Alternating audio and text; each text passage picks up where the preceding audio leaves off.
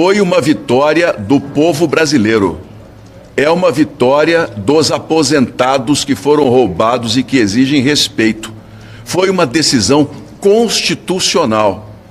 Nós, do parlamento, nós temos que trabalhar muito para resolver as questões legais. Quando há dúvidas, o Supremo ele tem que nos devolver. Mas quando a lei não é cumprida, como foi o caso desse requerimento, nós tínhamos todas as assinaturas, nós tínhamos toda a regra cumprida e, infelizmente, o parlamento, pela presidência do Senado, se recusou a receber o requerimento.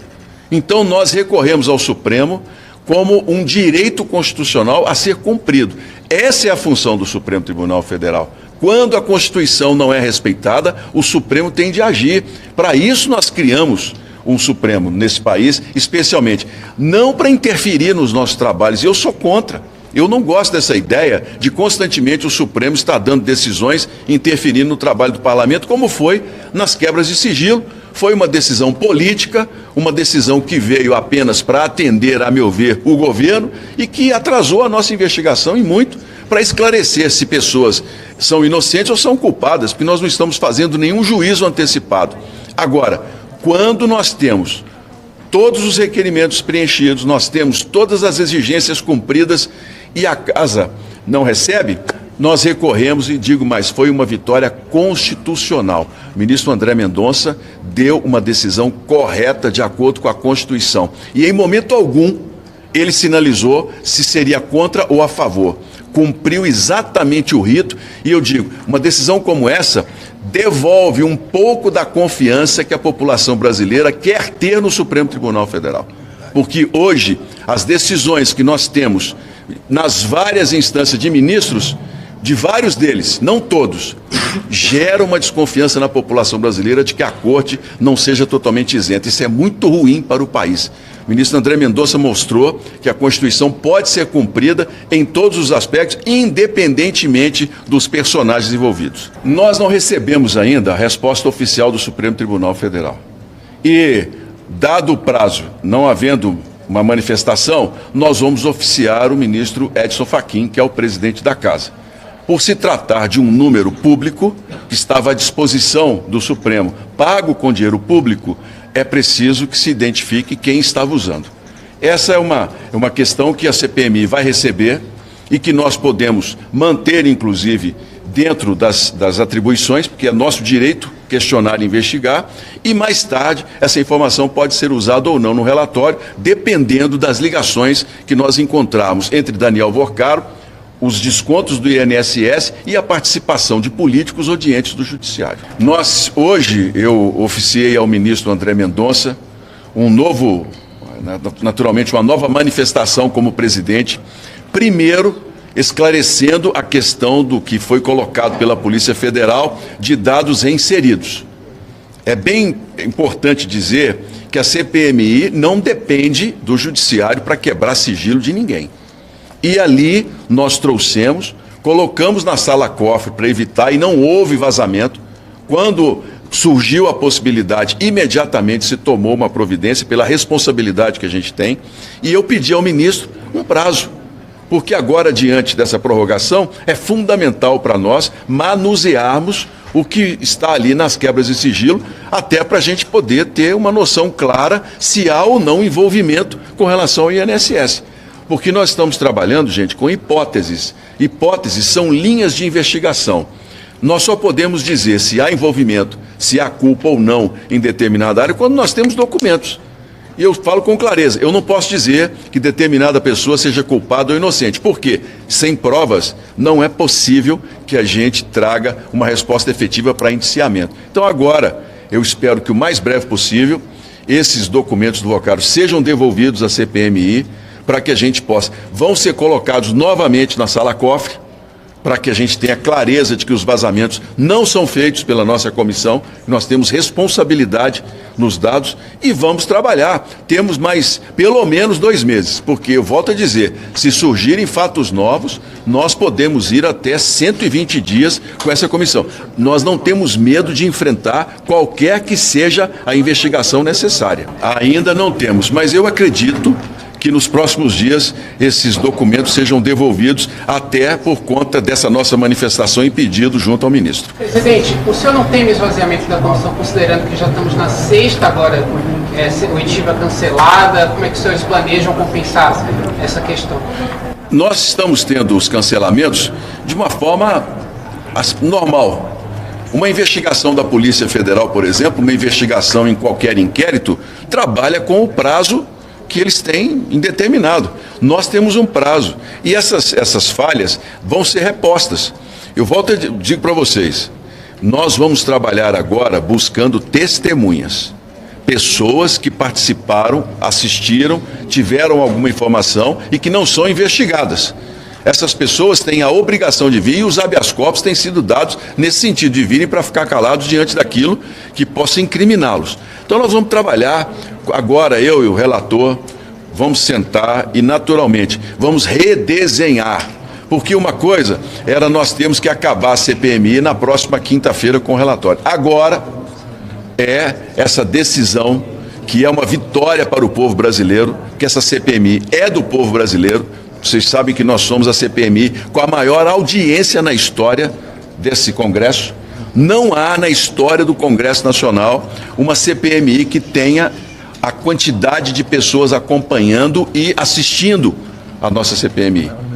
É o número de prisões. E eu fico impressionado quando muitas vezes ouço jornalistas fazendo a avaliação de que nós não chegamos a lugar nenhum. Temos 14 presos. Nós temos 3,5 bilhões de reais apreendidos. Nós temos 21 pessoas que vão ter mais prisões, hein? Escutem o que eu estou falando para vocês. Nós vamos ter novas fases de operações e mais prisões que virão daqui para frente, porque o trabalho de investigação da Polícia Federal, ele é mais lento do que o nosso. Nós estamos à frente da Polícia Federal em várias áreas da investigação e da quebra de sigilo. Outras prisões virão. Então, nossa CPMI é uma CPMI que já deu respostas ao povo brasileiro e muitas. Hoje ninguém desconta de aposentado mais sem aposentado saber. Foi por benesse de presidente de governo? Não foi não, gente. Foi porque nós demos transparência a esse escândalo. Nós não aceitamos colocar debaixo do tapete essa sujeira. Nós enfrentamos e estamos enfrentando a fase mais difícil da CPMI.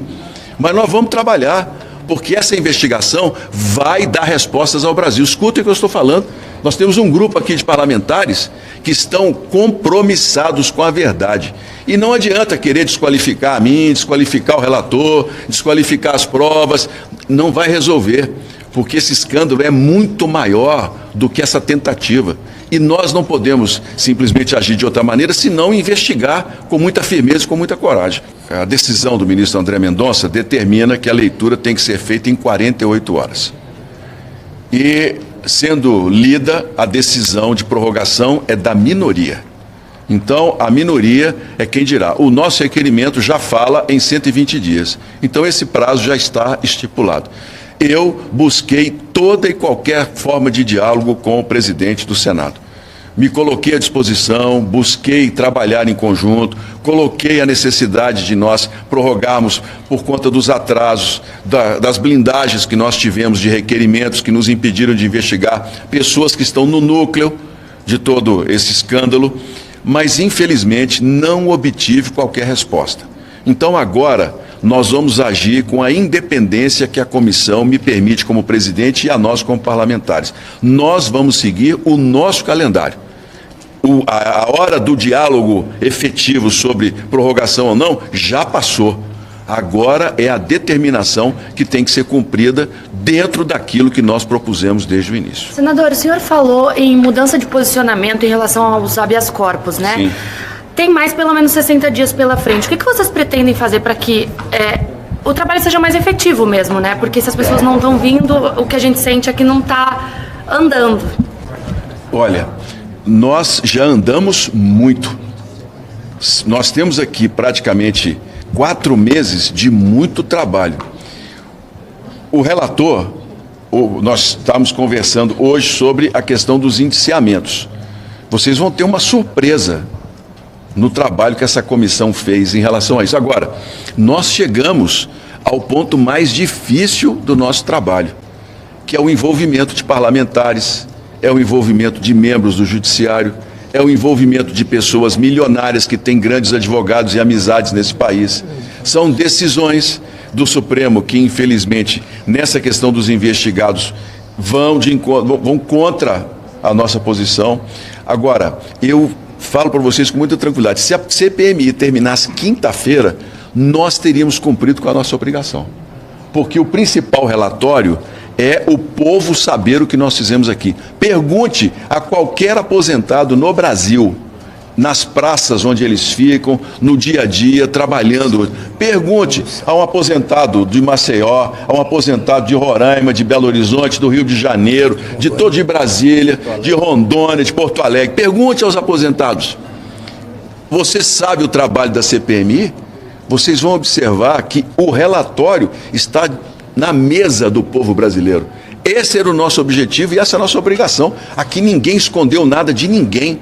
E vamos continuar trabalhando. Então, nesses 60 dias, nós vamos aproveitar para a gente poder tentar trazer quem não veio e faz parte do escândalo, trazer pessoas que possam contribuir e servidores públicos que ainda têm muitas declarações a dar. O senhor citaria alguém? Daria algum exemplo específico? De quê? Dessas pessoas que vocês pretendem trazer? O ministro da Previdência, por exemplo. Volney Queiroz. É um nome importante a vir e dar depoimento. O presidente do Dataprev hoje, que se sentiu mal, e foi Rodrigo Assunção. Também é um nome. As instituições financeiras, nós não podemos esquecer que nós temos os bancos que estão sendo ouvidos e que só veio um até agora. Nós temos ali pelo menos 10 que estão entre os bancos mais reclamados do Brasil em termos de descontos irregulares. E nunca vi um setor tão protegido no Brasil. Né? É hora de trazê-los aqui para que a gente possa ouvi-los e criar uma legislação própria. Gente, quinta-feira nós terminaríamos, não da maneira que nós queríamos, mas terminaríamos com a consciência limpa de que nós fizemos o melhor, que nós lutamos para dar ao Brasil uma resposta. Agora, nós temos prazo suficiente para que a gente tenha um relatório que atenda a expectativa de todo o Brasil. Essa prorrogação é uma vitória do povo brasileiro, de quem quer ver esse país passado a limpo, quem não aceita essa corrupção que tomou conta de vários setores do Brasil. E é a nossa missão dar sequência. Presidente, o senhor falou agora da dificuldade de trazer os bancos, né? Há um mês e meio, a CPI marcou a oitiva com o presidente do BMG e desde então a CPI nunca mais voltou a citar o nome do presidente do BMG com uma possibilidade de oitiva. E o BMG é basicamente um dos principais bancos envolvidos. Por que a CPI não cogitou trazê-lo novamente? O que aconteceu para esse um mês e meio ele não ter... Nós agora temos o tempo suficiente para trazer. E outro ponto importante, ele ficou à disposição 2 vezes. 2 vezes nós desmarcamos com ele por outros depoimentos mais importantes. É preciso levar em consideração isso. Agora, nós teremos tempo suficiente para poder analisar quem nós queremos trazer. Claro que todas as vezes que a gente tenta, vem decisões como foi o da Crefisa, por exemplo, né, que ganhou o direito de uma pessoa jurídica não comparecer. Não dá para entender. Ele é diretor de um banco. Ele tem que vir para dar as declarações como todo banco. Então agora é fazer um calendário muito tranquilo e queremos trazer aqui os 10 que são os bancos que mais têm reclamações com relação aos descontos de aposentados. Outra coisa, com relação às últimas semanas ficou muito marcado na CPMI a questão do sigilo telemático do Workar. Sim. O principal tema da CPI. A CPI fez muitas solicitações de sigilos telemáticos, mas quase nada chegou. Inclusive, não tem pedido de telemático, de acesso ao celular do Careca, do Camizote. Existe alguma expectativa de vocês fazerem, porem para votação, pedidos de telemático do Careca e do Camizote, que são 2 figuras centrais, e a CPI vai recorrer a esses pedidos que não chegaram até hoje? Se eu não me engano, chegou apenas pedido do Domingos Sávio e o outro do WhatsApp do Workar que foi bloqueado. Nenhum outro WhatsApp, nenhum outro telemático tem chegado. Bem, eu dou sequência nos requerimentos. Se o relator e o grupo entender que é necessário quebrar, nós vamos colocar em votação para ser feito. A questão hoje que me preocupa muito é definir qual é o rito para quebra de sigilo, por exemplo, das pessoas. Porque diante de uma decisão que tivemos do Supremo, em que existe o devido debate, o que é o devido debate? É algo muito abstrato. Qualquer pessoa pode entrar com um requerimento dizendo que não houve o devido debate. É preciso esclarecer primeiramente essa decisão, que nós hoje estamos sem saber exatamente como cumprir a nossa função. O regimento diz uma coisa, aí vem uma decisão de outra maneira. Isso atrapalha muito. Agora, nós precisamos resolver. É o quê? 2 pessoas que vão falar, mas se o relator entender, se o grupo entender que é necessário a quebra de sigilo, nós vamos colocar para votar, isso é sem dúvida. Pronto aí, gente? Tudo bem. Muito obrigado, Alfredo. Vem cá, não. Não tem um... Tem muito a falar. Senador, só aproveitando que o relator vai falar, eu ia fazer até uma pergunta para o relator a respeito do relatório. Teria um relatório inicial, foi divulgado aí com mais de 5.000 páginas. Hoje, mais cedo, a base governista deu uma declaração aos jornalistas dizendo que eles estão fazendo um relatório paralelo que provavelmente poderia vir a confrontar o seu relatório.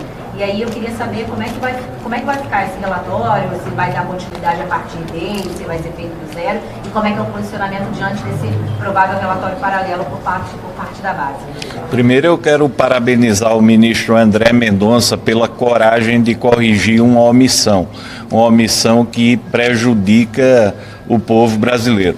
Segundo, que eu discordo completamente de esvaziamento de CPMI. O resultado está aqui, são vocês mesmos que nos dão esse prestígio e permitem que o povo brasileiro acompanhe. Terceiro, eu fui praticamente obrigado pela ausência de prorrogação a antecipar o relatório. Eu tenho hoje um relatório pronto, por volta de 5.000 páginas e 228 indiciados. Não cito no relatório, durante essas 5.000 páginas, Lula, Bolsonaro, porque eu tenho a responsabilidade de fazer uma coisa técnica, baseado nos dados da CGU, do TCU, dos depoimentos, das quebras de sigilo. Para mim, pouco importa se foi de governo A, governo B, C, D. O nosso papel aqui é corrigir uma dívida histórica da Previdência Social para com o povo brasileiro. Então, essa prorrogação vai ser muito importante, vai muito além do relatório. A prorrogação vai ser muito importante, porque nós estamos trabalhando na legislação através de projetos de lei para buscar uma blindagem do sistema de previdência. Essa esculhambação chegou a esse ponto porque o sistema de previdência brasileiro ele foi loteado para atender interesses políticos, ou seja, se o interesse fosse um sistema de previdência eficiente, baseado na técnica, isso não teria acontecido. Adiantamos, por exemplo, perguntou o sigilo de careca, de fulano, de cicrano, esses daí já estão bem desenhados a forma de atuação. Nós podemos avançar agora em outras estratégias de investigação, por exemplo, chegamos numa rede de lavagem de dinheiro de quase 40 bilhões de reais, não é 40 milhões, 40 bilhões de reais, que vai desde do Hezbollah ao PCC e a um mecanismo que coloca o Brasil nessa rota internacional. Entramos pelo INSS, descobrimos por meio dessa entrada de 150 milhões de reais, uma rede que nós não esperávamos descobrir. Nessa mesma rede, por exemplo, encontra desconto associativo com Master. Então, assim, o Brasil está uma porta aberta para lavagem de dinheiro. Isso é muito importante. E essa porta aberta tem que ser discutida por nós também. Nós não podemos ter a cada dia uma novidade de corrupção com lavagem de dinheiro por conta da permissividade legislativa. Esse aprendizado que nós tivemos ao longo dessa jornada vai muito além do que vocês falam a respeito de faltar testemunha. O arcabouço probatório da investigação, o que menos gastamos com tempo é em testemunha. O que nós analisamos são dados, afastamento de sigilos, indícios. Com a confluência disso tudo, a testemunha vem aqui para esclarecer algumas dúvidas, mas nós estamos anos-luz à frente de ficarmos parados por conta de ausência de testemunha. Eu tenho colocado com muita clareza a todo o grupo de parlamentares, inclusive ao relator Alfredo Gaspar, que nós precisávamos de pelo menos mais 60 dias para que a investigação fosse completa em todos os nossos relatórios. Agora, nós podemos estender até 120 dias, caso fatos novos surjam e exijam mais tempo. Mas eu defendo, vou conversar, porque a decisão é da minoria, de que nós estendamos a CPMI por 2 meses, que eu entendo é suficiente para que a gente possa entregar ao Brasil uma resposta bem mais coerente, vamos dizer, em todos os aspectos, e muito mais completa em relação ao desfalque que foi dado na Previdência Social. Presidente, o senhor deve pedir a condução coercitiva da Marta Graef? Ela precisa, primeiramente, ser citada, não só pelos advogados, e faltar a data em que nós marcamos. Aí eu posso pedir a condução coercitiva. Antes disso, não há instrumento que eu possa utilizar nesse sentido, até que ela seja notificada de uma data específica que ela tenha que comparecer. É importante que ela venha como testemunha. Insisto que ela sabe de muitos relacionamentos de Daniel Vorcaro com políticos, com membros do Judiciário, e seria muito bom que ela viesse prestar aqui um depoimento e nos ajudasse a entender esses meandros do poder. Presidente, o senhor já pretende aplicar o novo calendário da CPI já nesta semana? Como é que o senhor está planejando isso? Já é a minha ideia trabalharmos com a extensão de prazo. Nós, primeiro com o relator Alfredo Gaspar, nós decidiremos agora uma nova lista de convocados, especialmente de testemunhas, porque nós já temos decisões do Supremo que nos impedem de trazer investigados. Então não adianta nós ficarmos insistindo até que nós tenhamos uma definição sobre essa mudança de posicionamento do STF. Até lá, nós queremos trazer pessoas que participaram, foram testemunhas dos esquemas, mas não são investigadas pela Polícia Federal. Também é nosso desejo centrar, hoje, por exemplo, data prévia, um depoimento muito importante para a CPMI, para que a gente entenda como funcionavam os cancelamentos de pessoas que se sentiam lesadas em algum momento. Outro ponto importante, o próprio ministro da Previdência, que é um nome que precisa comparecer à CPMI para dar esclarecimentos sobre o posicionamento dele e exatamente tudo o que aconteceu. Outros também ex-ministros e servidores públicos que agora nós teremos tempo de ouvir com mais tranquilidade dentro desse prazo que nós estamos estimando. Outro ponto importante, nós vamos tentar insistir, nós temos vários questionamentos do Supremo sobre mudança de posicionamento em relação aos habeas corpus. Esses nossos pedidos têm que ser julgados pelas turmas e eu espero que a gente, numa próxima, quem sabe, numa próxima grande vitória, a gente consiga fazer com que quem recebeu o direito de não vir na CPMI e fez parte do esquema, que possa comparecer, que venha. Nós temos vários presos que estão servidores espalhados pelo Brasil. Tem preso na Paraíba, tem preso em Sergipe, tem preso em Brasília. São pessoas identificadas pela CPMI, cuja prisão foi pedida logo no início dos nossos trabalhos e que hoje precisam comparecer para complementar o trabalho do relator Alfredo Gaspar. Então nós vamos insistir junto ao Supremo num pedido de revisão dessas decisões para que a gente possa trazer todas essas pessoas para a investigação. Presidente, houve alguma... Quem seriam alguns desses nomes? Nós temos diversos servidores do INSS que trabalharam nos núcleos ligados aos procuradores que foram identificados como aqueles que mantinham os esquemas de corrupção e que estão presos. Esses nós queremos trazer para cá, mas que infelizmente não conseguimos por força de decisões do Supremo Tribunal Federal. Mas são pessoas que participaram ativamente do esquema da CPMI de desvio de dinheiro e mantiveram os contratos irregulares e agora é hora de prestar contas ao povo brasileiro.